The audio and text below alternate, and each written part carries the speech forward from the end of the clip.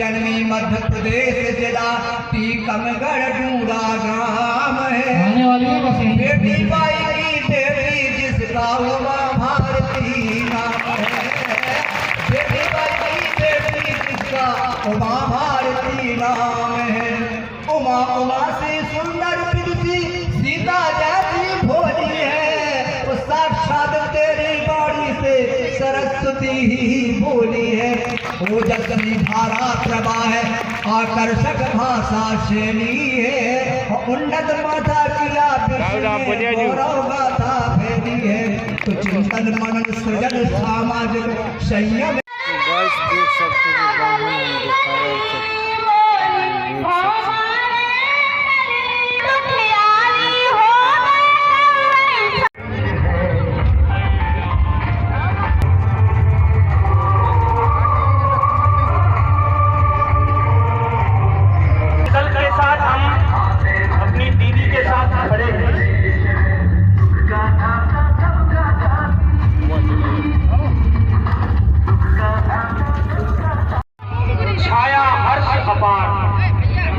सुखद आगमन हुआ आपका की है।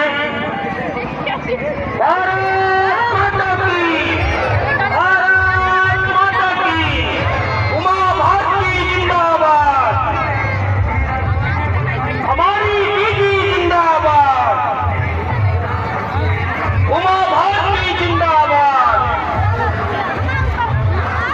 और वो पल वो क्षण हमारी दीदी हमारे बीच आ चुकी है और बार बार निवेदन पूरे अनुशासन के साथ हमें दीदी का अभिनंदन करना है। एक यात्रा मां के नाम हमारी इसी भाव के साथ हम यात्रा में सम्मिलित होंगे, यात्रा को सफल बनाएंगे।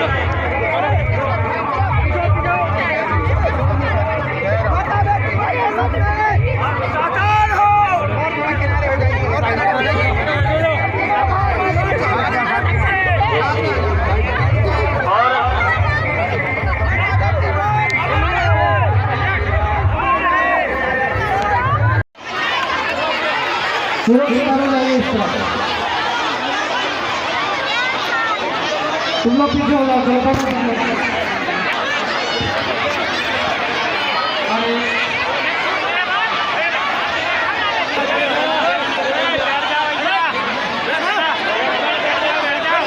दीप प्रज्वलन के लिए मैं अपनी पूर्व मुख्यमंत्री दीदी सुश्री उमा भारती जी से आग्रह करता हूँ कि वो दीप प्रज्वलन करें। दीप प्रज्वलन सिर्फ रोशनी ही नहीं देता, दीप प्रज्वलन सिर्फ रोशनी ही नहीं देता, यह अंधकार से लड़ने का साहस भी हमें सिखाता है। आइए इस पावन दीप से आज के कार्यक्रम का हम मंगल समारंभ करें। बोलिए बोलिए भारत माता की। उत्तर प्रदेश की पूर्व मुख्यमंत्री दीदी उमा भारती जी ओर आती हैं और हमारे मीडिया के बंधु के द्वारा उनसे पूछा जाता है कि दीदी आपका पधारना हुआ है, तो हमारी बहन सुश्री उमा भारती जी कहती हैं कि मैं तो राम की बहन हूँ, इसलिए मैं लड़के वालों की तरफ सभी जनता से आग्रह करता हूँ कि एक बार अपने उत्तर करने की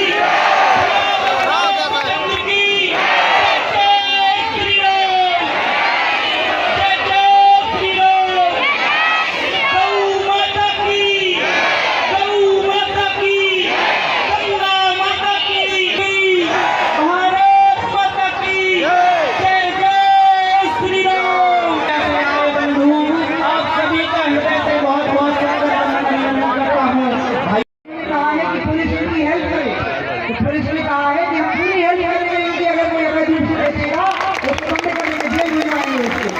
अब पूरी पुलिस की साथ दे रही है। जब जनता पहले कर निकला जाएगा अपनी तरफ से लेनदेन करना चाहिए। जोरदार तालियों से स्वागत करें।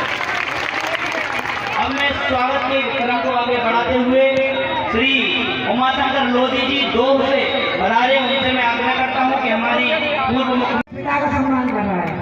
ये निश्चित इस भावनाओं की यात्रा में एक यात्रा माँ की नाम जो मेरे सबसे बड़े भाई का बेटा है, भतीजा, मतलब अब मैं किसी की जुआ मसीह हूँ नहीं ना, मैं तो सबकी हूँ, लेकिन फिर भी पहले मैं समझता हूँ बड़े जोरदार तालियां एक मातृ शक्ति द्वारा, एक मातृ शक्ति का अभिनंदन वंदन। मेरी माँ की एक छोटी बहन थी ललिती, उनकी बहुत सारी बेटियां थी, उसमें से ठीक है। तो परिवार मैंने गुरु जी से पूछा था, हमारे गणपत में नर्मदा किनारे में संन्यास लिया है और अपना पिंडदान किया है, अपना तर्पण किया है। तो उनसे मैंने पूछा था परिवार से संपर्क रखना है कि नहीं। तो उन्होंने कहा था कि जब सब परिवारों से जैसा संपर्क है वैसे अपने परिवार से नहीं रखना, बस उन पर करुणा और दया रखना, आसक्ति मत रखना। और मैंने उसका पूरा पालन किया, इसलिए परिवार से मेरा संपर्क बना रहा। फिर बाद में मुझे लगा कि मैं चूँकि भगवान की दया से बड़ा नेता कहलाने लगी हूँ तो मेरे विरोधी भी बड़े हैं, तो वो सब मेरा जब बिगाड़ नहीं पाते हैं, परिजनों के ऊपर वो भारी पड़ जाते हैं। तो मैंने सोचा कि ऐसी स्थिति में मुझे कह देना चाहिए कि आप स्वतंत्र हो और आप अपने ढंग से इन चीज़ों का मुकाबला करो, क्योंकि नहीं तो ये लोग मेरा लिहाज करते थे कि मुझे कोई परेशानी ना हो जाए। मैंने कहा नहीं, आप अपने तरीके से चीज़ों को विमर्श करो, बस दो बातों का ध्यान रखो, गरीब आदमी के लिए, गाय के लिए और महिला के सम्मान के लिए अपनी जान देने के लिए तैयार है ना, इस बात का ध्यान रखिए। लेकिन आज एक ऐसा दिन आ गया जब मेरे परिवार के साथ मैंने अपने संबंध को बोला तो नहीं है कि वो तो पिंडदान और तर्पण के साथ समाप्त हो गया, लेकिन हाँ एकत्रित हो गए मान के। आपको बताऊं, हमारे यहाँ परंपरा है संन्यास की, उसमें भी माँ से अलग नहीं होती। इसलिए संन्यास दीक्षा के बाद जब सन्यासी अपने गांव के पास से गुजरे और अगर वो गांव में भिक्षा करने के लिए जाते भोजन करे तो पिता को अपने पुत्र के पाँव छूना है, तो उनको संन्यास नहीं चुका है। लेकिन पुत्र आँख पंजे में फ्रैक्चर, तो घुटने में फ्रैक्चर, तो ये लगे कब चलेंगे। और अब स्थिति हो गई कि अब मैं ज़्यादा चल नहीं पाती हूँ, पाँव इतना बुरी तरह से डैमेज है दोनों पाँव।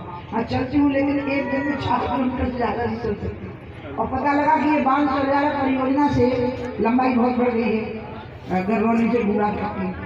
तो फिर मैंने सोचा कि रोड से, जिनका नाम माता बेटी बाई था, यहाँ के एक बहुत धनी किसान की बेटी थी और वो ब्याही गई थी हमारे घर में ढूंढा था और उनकी उम्र 9 साल की थी, पिताजी की उम्र 11 साल की। नाना बहुत संपन्न थे और इस इलाके के सबसे पढ़े लिखे व्यक्ति थे वो, मतलब वही थे जो चिट्ठी बांट सकते थे। तो लोग चिट्ठियाँ बचवाने आते थे, पहले पोस्ट ऑफिस होते ही करते थे, नाना चिट्ठी बांट के सुना देते थे। नाना भेजते थे और खेती बहुत बड़ी थी। तो नाना ने इसलिए हमारे गांव में मेरी माँ को ब्याह दिया क्योंकि पिताजी अकेले पुत्र थे, खेती बहुत ज़्यादा थी दादा के पास में। तो माँ ब्याही गई और माँ को बैलगाड़ी में चक्कर आता था, बैलगाड़ी लेने आती थी लेकिन माँ पैदल जाती थी। तो जब मैं प्रवचन करने लगी तो माँ को लेकर मैं कई बार छतरपुर आती थी, तो माँ को गाड़ी में भी चक्कर आता था, कार में। मेरे पास कार आ गई थी जब मैं 13-14 साल की थी। तो अम्मा तो घोड़ी आती थी तो जगह जगह रोकना पड़ता था हमको गाड़ी को, तो वो यहाँ जरूर रुकवाती थी और थोड़ी देर बैठ जाती थी। वो जो थोड़ा ऊंचाई पे आता ना डायरेक्ट वहाँ से जौफन बल्ले बड़े की तरफ रोड पर जाते हैं, थोड़ा ऊँचा आता है टीला, तो वो हमें बोलती थी इतना उतारो हमें। और जब मैं गाड़ी चलाती थी तभी बैठती थी वो, क्योंकि उसको मेरे साथ चक्कर नहीं आता था, क्योंकि उसको पूरे टाइम चिंता लगी रहती थी कि बहन कहीं गाड़ी मार देगी, तो इसलिए मैं चलाती थी वो शांति से बैठी रहती थी। तो यहाँ वो जरूर उतरती थी और मुझे कहती थी कि एक तरह से अटल जी प्रधानमंत्री थे, उनकी मंत्री थी, उनकी बहुत लाडली थी। उन्होंने चुनाव आयोग को निवेदन किया कि आचार संहिता लागू हो गई है, लेकिन मैं आपको वचन देता हूँ कि एक भी नेता राजनीतिक भाषण नहीं करेगा, मुझे शिलान्यास की अनुमति दीजिए। और प्रधानमंत्री जी को चुनाव आयोग ने शिलान्यास की अनुमति दी, प्रधानमंत्री जी खजुराहो आए और उन्होंने जब शिलान्यास किया तो दिग्विजय सिंह जी क्योंकि मुख्यमंत्री थे उनको आना पड़ा, तो वो खड़े हो गए बोलने के लिए, तो पब्लिक ने उनको हूट कर दिया। तो जब पब्लिक हूट करने लगी तो अटल जी मुझे बोले कि देखो माँ, ये मंच प्रधानमंत्री का है, तो ये मुख्यमंत्री हमारे मेहमान हैं, इनकी बेइज्जती नहीं होनी चाहिए, तो फिर पब्लिक को चुप कराओ, तो तुम्हारे अलावा कोई चुप नहीं करा पाएगा। तो मैं माइक के पास गई और लोगों को मैंने कहा कि मेहमान भगवान का रूप होता है, और मैंने ऐसे किया और पूरी 1 लाख पब्लिक शांत हो गई। और फिर मैं अपने प्रधानमंत्री के बगल में आके बैठी, मेरी मिनिस्टर थी बगल में बैठे बैठे धीरे धीरे मेरे को बोलने लगे। तो कभी कह नहीं सकती इसकी, क्योंकि इसके मुँह पर प्रशंसा नहीं करनी चाहिए। जब यहाँ से एक लड़की जिद कर रही कि मैं चुनाव लड़ूंगी बीजेपी से, आपको याद होगा, और वो मुझे, तो मैंने उसको कहा तो मुझे बोली कि आप मुझे बड़ा टिकट दिला दीजिए। तो मैं खड़गांव से खाना नहीं बोलूँगी, नहीं तो मैं राहुल को हराऊंगी। और उसके पीछे बीजेपी के कुछ लोग लग गए थे कि इनको फॉर्म भर दो। आप याद करो 1913 में क्या हुआ था, सबकी बात बताएं। तो मैंने राहुल से कहा तो जला दो इसको में बड़ा से। आज आप ध्यान में सुनना चाहिए कि लड़के का दिल कितना बड़ा है। मुझे दुख होता है कि जितना बड़ा से देखा यार, ये मेरे को पाप लगेगा इसका, इसलिए जो होगा वो देखा जाएगा।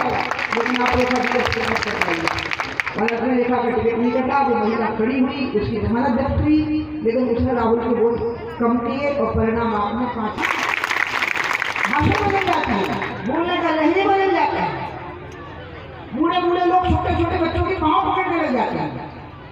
नहीं तो मैंने सब पाताल को भेज दिए थे, अब फिर से पकड़ आए हैं। और इसलिए फिर मैंने एक मोर तैयार किया था जो सांपों को मिल जाएगा पूरा, उस मोर के पंख को कर दिया। इसका 1.5 साल पहले खराब हो गया कांग्रेस की सरकार ने। फिर जो सरकार बनी वो ऐसी खिचड़ी नवरत्न सरकार थी वो कि मिला के बनी ना, तो वो जो जमीन पकड़ती हैं उससे पहले अब सब मामला चाहिए। अब नहीं समझ में आता है कि कौन किसका है। मैं तो खुद चाहती थी कि ज्योतिरा जी बीजेपी में आ जाए। मेरे लिए ज्योतिरा जी वैसे प्यारे हैं जैसे कि राहुल है, और इसलिए मैं चाहती थी कि ज्योतिरा जी आ जाए, वो आ गई। एक बात तो राजनीतिक बात इसके साथ खत्म करती हूँ। अब मैं आती हूँ विकास की बात। क्या बोले, मैं अब राजनीति की बात पर फिर लौटती हूँ। विकास तो राजनीति के माध्यम से हो जाता है, कुछ चीजें राजनीति के माध्यम से नहीं होती। तो जो मैंने चुनाव नहीं लड़ा 19 का और फिर 24 का, उसका कारण अयोध्या है। मुझे नींद में उठते समय सवेरे लगे जैसे बहुत सारी गायें मेरी तरफ अपना मुंह कर रही हैं, और इतने नजदीक उनका मुंह दिखाई देता था कि उनके मुंह से में चाले की सुगंध आती है। गाय जैसे बहुत अच्छी सुगंध आती है चाले की, वो हम चल ही रहा है। लेकिन मैंने मोदी जी से कहा है कि धीरे धीरे मत करिए, एक झटके में एक साथ सारा काम 1.5 साल के अंदर पूरा हो जाए, ऐसा कर दीजिए। और मोदी जी के मन में है कि वो काम पूरा हो जाए। मोदी जी की जनता को बहुत अच्छी आस्था है। एक वो कारण बना चुनाव नहीं लड़ने का। दूसरा, गाय को बताना पड़ेगा। नए गौचर में नए मनरेगा की पत्थरबंदी करवा के वन विभाग को उन्नति लेकर छोटे पानी के स्थान बनाने पड़ेंगे। फिर वहाँ गधे होते हैं, घोड़े होते हैं। अरब देशों में गाय नहीं होती थी। गाय काटने का जो काम है वो तो हिंदुओं को चढ़ाने के लिए होता है, नहीं तो गाय काटना बिल्कुल जरूरी नहीं है। ये हिंदुओं को अपमान करने के लिए होता है। और जो गाय को मां मानने को तैयार नहीं होता है, हमारा गाय के साथ में इनको कहा फिर गाय में हल्ला हो गया, निकाल दीजिए, संसदीय है, लेकिन सारा नहीं करना होगा, इसलिए बोलिए।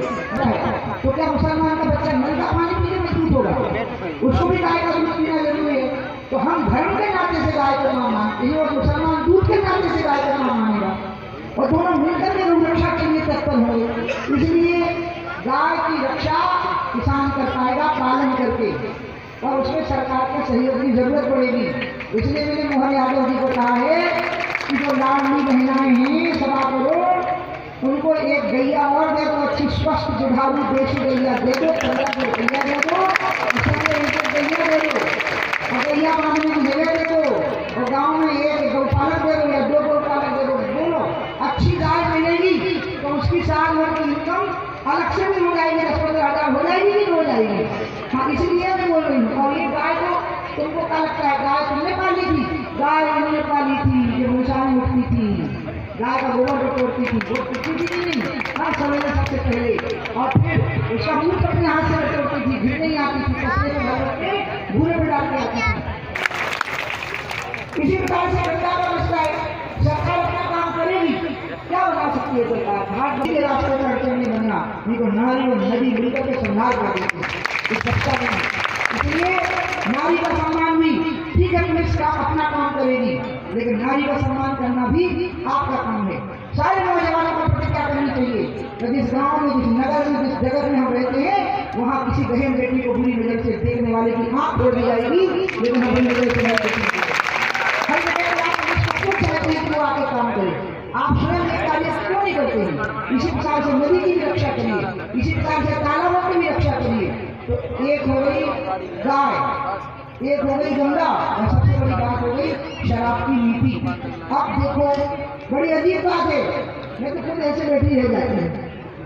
एक तरफ से और जब कलेक्टर और इसके कहेंगे हजूर खान बात सब ठीक हो जाएगा, आप चिंता मत करिए, ये 15 मिनट उसके पहले राम मंदिर का काम पूरा हुआ, गौ माता का पालन शुरू हो, गंगा अमृत और निर्मल रहे, शराब की पूरी तरह से नियंत्रण नीति हो, नारी का सम्मान हो, और गरीब आदमी के सामने जो अपने आप को राजा मानते हैं कि हम राज कर रहे हैं, हम इनके मालिक हैं, हम कलेक्टर हैं, हम एसपी हैं, जो हाथ जोड़ के खड़े हो सामने, गरीब आदमी तबक करके ऐसे बैठा हो शान से हमारे समाज में जो गरीब गुरबा लोग हैं, क्यों नहीं कलेक्टर, क्यों नहीं एसपी, अरे काली मिट्टी कलेक्टर, जब ऐसे बोलेगा तब मेरे को आनंद आएगा। जब राजा और प्रजा का कोई मतलब पूछता है, क्या मतलब इन चीजों का? लोकतंत्र में गरीब आदमी ही राजा होता है, उसी ने बनाया हुआ है सारा राज, उसी ने बनाया है प्रधानमंत्री, उसी ने बनाया है मुख्यमंत्री, ये गरीब आदमी को संरक्षण क्या होता है, इसकी न करिए। और इसलिए ये आपके हाथ में किसको राजा बनाना है, महिलाओं की जगह करती हूँ, और मैं अपनी माँ से प्रार्थना करती हूँ, जो माँ मेरे साथ है, हमारी माँ से बोल आया, मुझे लगा माँ मेरे साथ है, मुझे आशीर्वाद दो। मैं कोरोना के बाद तरह तरह की बीमारियों का शिकार हुआ और खूब घुटने टूटे, पंजे टूटे, पाँव टूटे, लेकिन मैं जिंदा हूँ और मैं तब तक जिंदा रहूंगी जब तक मैं आपको गरीबी की रेखा से पढ़ता हुआ रहूंगी। अगर मेरी अर्थी भी निकल रही होगी, अर्थी भी निकल रही होगी, और एक गरीब आदमी को रोता हुआ हाथ जोड़ खड़ा हो जाएगा तो फिर जिंदा हो जाऊंगी, खड़ी हो जाऊंगी और उसकी रक्षा के लिए काम करूंगी। और इसलिए आज मैं अपने माँ के गाँव की धूली जो मेरे ऊपर हुई है, उस धूली की मेरे ऊपर बरसात हुई है, आज मैं अपने परिजनों को इसलिए यहाँ नहीं तो हमारे भाई को भी मंच पे नहीं आते, उनको बुलाना पड़ा कि तुम आओ। राहुल की माँ कभी नहीं दिखती, सबको कहा कि सामने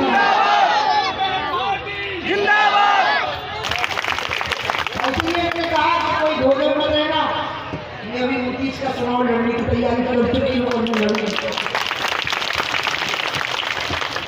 और जब लड़ूंगी तो आपके आशीर्वाद से लड़ूंगी, आपकी कृपा से लड़ूंगी। अभी तो इस गांव में माँ को मत्था टेकने आई है, गांव की हालत ठीक नहीं लगी। हमारे मुख्यमंत्री जी हैं, वो मेरा बहुत सम्मान करते हैं, मैं उनसे बैठ करके बात करूँगी कि बेटवा ठीक तरीके से गरीबों को रोजगार देते हुए आगे जा रहे हैं, और इसके लिए हम सब करेंगे। बस इसके लिए आपको अपना आशीर्वाद देते रहना है, मेरे लिए प्रार्थना करते रहना है, और मैं कोई भूल ना कर पाऊँ इसके लिए मुझे आशीर्वाद देना, मुझे क्षमा करते रहना अगर कभी कोई भूल हो जाए तो। और मैं आज हम से बात नहीं 2 साल पहले एक आंदोलन चला था, इसमें शराब बैठ जाए तुम्हारा बैठ बिक्री हो रही होगी, उस विधायक को छेकने की तैयारी की है। मैं तो पहले करने वाली थी, हाँ हमें करने वाली थी 19 के चुनाव में, 24 के 23 में हम जो कि अपनी माँ और बाप की कसम खाओ, गंगा जल उठाओ कि अपने गांव में अपने क्षेत्र में अवैध शराब नहीं बिकने दोगे, शराब नहीं बिकने दोगे। तो इसलिए सरकार बनाने वाली दुर्गा शक्ति महाकाली के नाम पर विराजमान है और इनकी बात माननी पड़ेगी।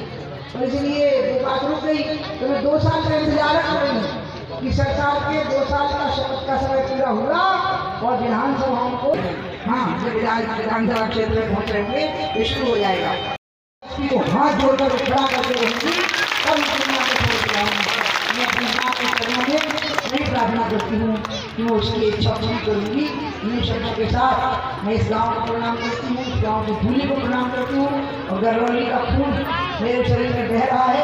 एक बार बोलिए भारत माता की, गंगा माता की। बस एक निवेदन है कि जो पैदल चलने वाला मामला तो वहाँ पूरा हुआ, अब हम वाहन से चलेंगे और कोई गाँव जो भी आएगा वहाँ में उतरना होगा, ठीक है, वहाँ में उतरना होगा, और इसी तरह से फिर गंगा में समारोह होगा। भारत माता की जय, जय श्री राम। पूर्व मुख्यमंत्री सुश्री जय जय श्री राम, गौ माता की, गौ माता की, गंगा माता की, गंगा माता की। हम लोग नीचे से ही फोटो लेके आगे बढ़ते जाएंगे। महिला दीदी के साथ घटना है, आप सभी से मैं आग्रह करता हूँ, इसे आप गाँव नहीं पड़ना है किसी को भी। अरे तहसीलदार साहब गुप्ता जी, पहुँच जान दो ना। बोलो राम राजा सरकार की, राम राजा सरकार की।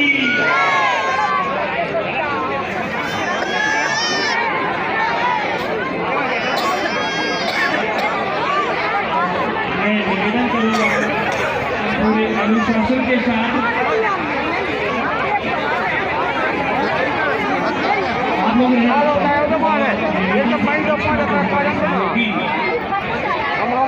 अरे यही साहब बीच वाली लाइन खाली कराइए रास्ता कर दो बना और दीदी की गाड़ी को बीच में उठा लगा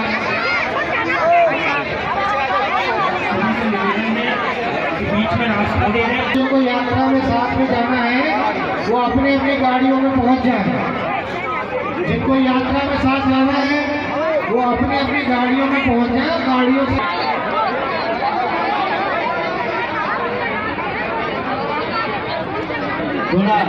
जाम देखा होगा कभी, देखो जाम थोड़ा नहीं है, कम से 15 किलोमीटर दूर का हम लोग पैदल चल रहे हैं। देखो भाई चलते चलते अभी भी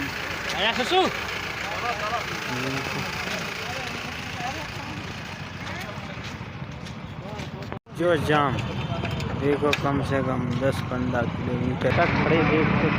देखो भाई हम लोग पैदल नहीं निकल पा रहे हैं तो गाड़ी क्या निकलेगी है यहाँ पर। देखो देखो तो देख सकते हैं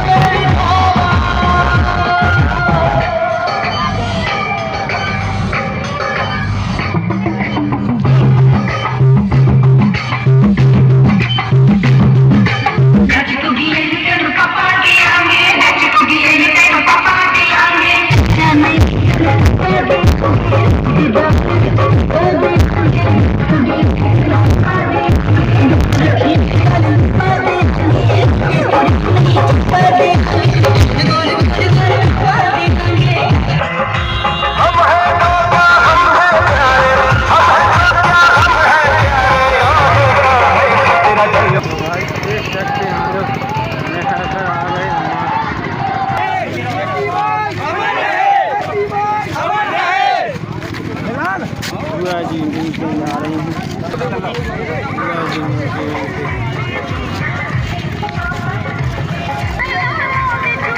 अरे यार तुम लोग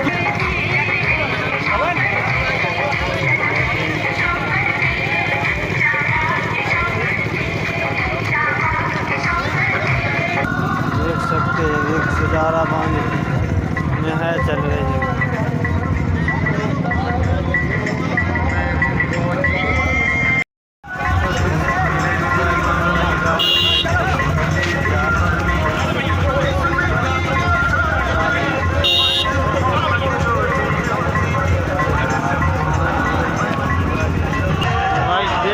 हमारे यहाँ जनता पब्लिक कितनी सारी आ रही है हमारे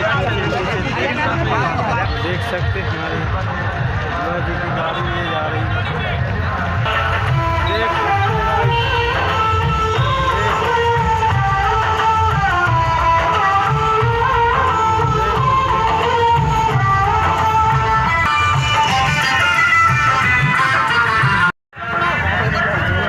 बड़ा चलो बड़ा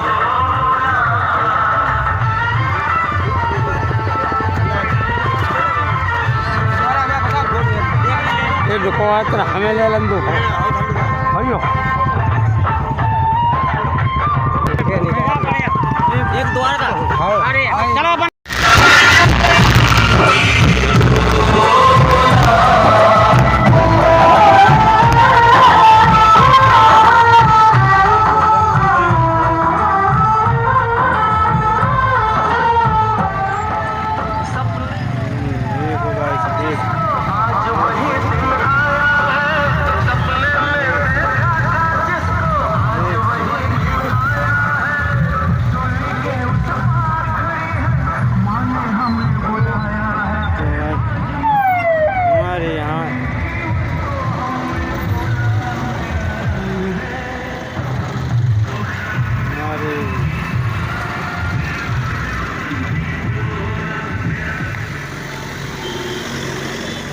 लाइन से लाइन, अभी 1 किलोमीटर दूर का लाइन है भाई, देख सकते।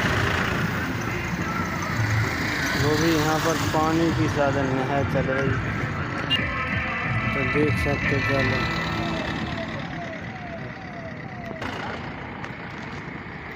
जाम भाई छोटा नहीं है, जाम बहुत बड़ा है भाई, देख सकते।